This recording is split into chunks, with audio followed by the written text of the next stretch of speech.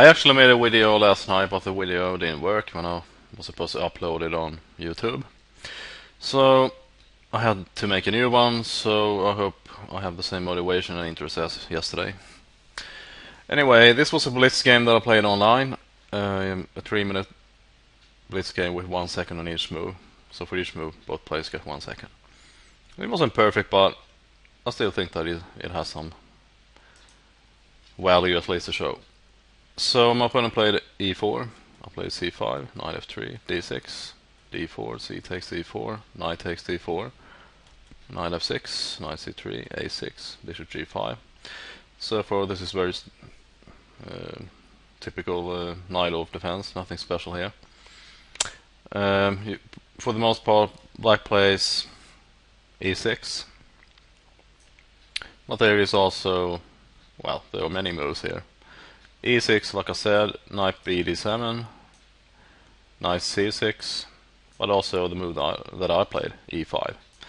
I think e5 is good because white has to decide where to put the knight. Probably the most common move here is knight b3, but there's also knight f3, and I guess knight f5 as well. But I seriously don't think knight f5 is as good as knight b3 or knight f3. So my opponent just played another move, which is also part of opening theory. He took my knight, bishop takes f6, queen takes f6, knight to f3, bishop e6. I played bishop e6 because, well, it stops. Well, it doesn't actually stop, but at least if knight d5, then I do have the option to either play queen d8 or just bishop takes d5. So that's, and also he develops a piece. But my opponent didn't play there, so he played bishop d3, and I believe he went on a book there because, like I said, knight d5 is the move, followed by either queen d8 or knight c6. Sorry, bishop takes d6. So, for example, if bishop takes d5, queen takes d5, knight c6, and if not that, let's say queen d8, and then just something like queen d2. Or bishop c4. But I think bishop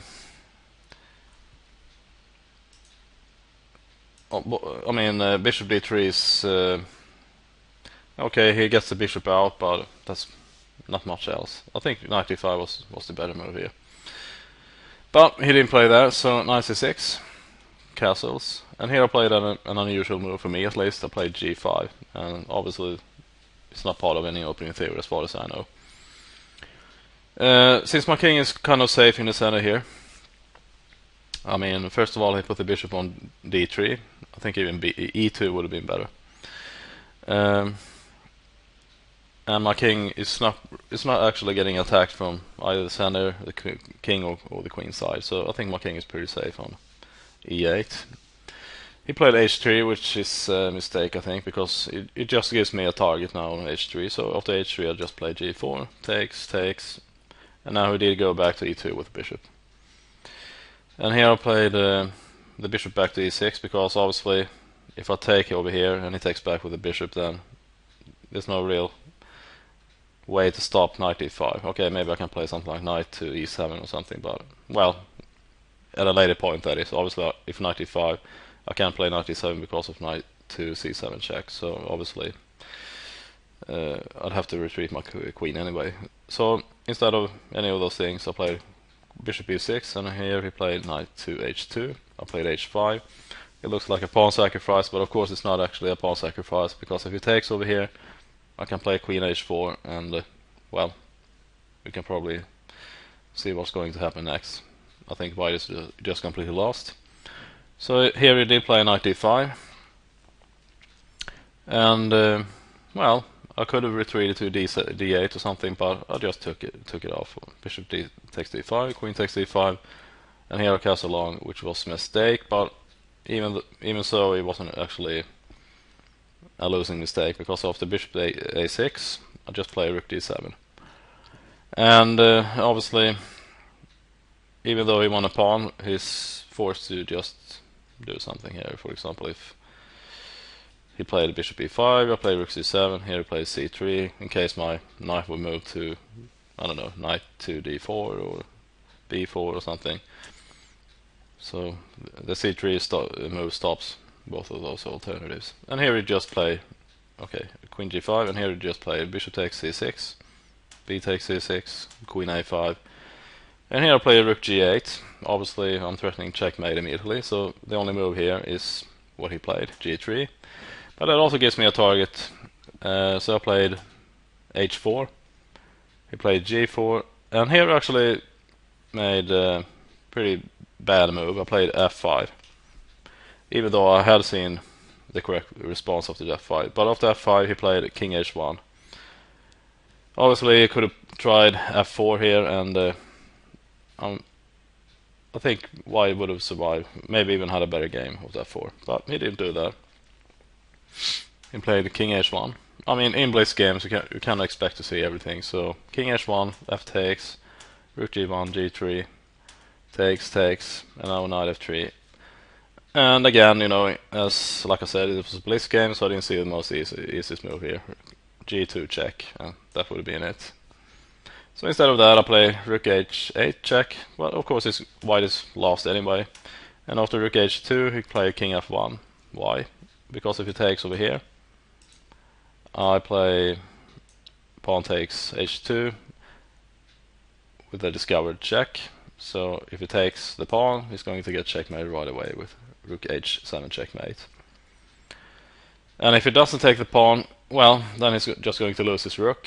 And if he plays something like king to f2, then just king f, for example, rook f7 check, and you know, it's just completely lost. So he played king f1, and now rook f2 check, king e1, rook takes f3. Here it threw in a check, queen a6 check, king d7. Now after queen e2, I'll just play rook e3. So now white is going to lose his queen too. You play rook g2, rook takes, king takes, queen f4. I'm threatening to win the pawn, obviously. Rook e1, queen takes e4 check, king f1, queen f3 check, king g1, and after bishop h6, rook f1 and bishop e3 check, he resigned. Why did he resign? Well, he has only one move, unless he wants to give up the rook. King h1, and now I can just play, for example, bishop f2, move my king somewhere, and then just put the rook over here with checkmate. And he can't even move this rook because it's pinned. So he resigned off to bishop e3. So if we take a quick look at the opening one more time, there's not much to say about these first 10 or so moves, because except for example after e5 here, I normally don't play that. I play e6 or knight c6 or something, probably e6 for the most part, and then white will usually respond with f4, and black can enter the poison pawn variation with queen b6. And so e5 was well, a little bit unusual for me. And then of course we have the g5 move, and I think it works okay here because, like I said, the black king is pretty safe on e8, and there's no real way for white to actually exploit any real weaknesses in black's camp. Obviously, if this idea with g5 doesn't work, and then it could be that the black king is sort of exposed here. But you know, for example, after e7, I can even cast a long short here, or even long, and have an attack on the king side. So I hope you enjoy this video about a game that I played online. Just nothing fantastic, just a blitz game, and I'll see you soon.